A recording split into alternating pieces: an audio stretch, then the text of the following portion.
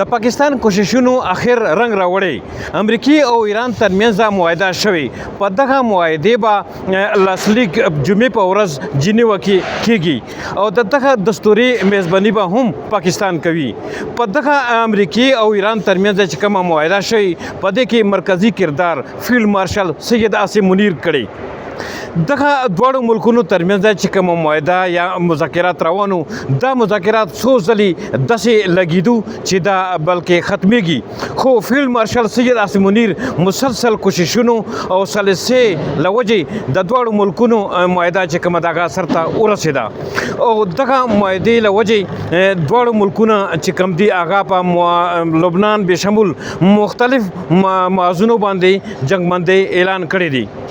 دغه معاهدې سره دا ثابتېږي چې پاکستان صرف په خطې کې نه بلکې په ټولې نړۍ کې امن غواړي او امن دپاره کردار ادا کولی شي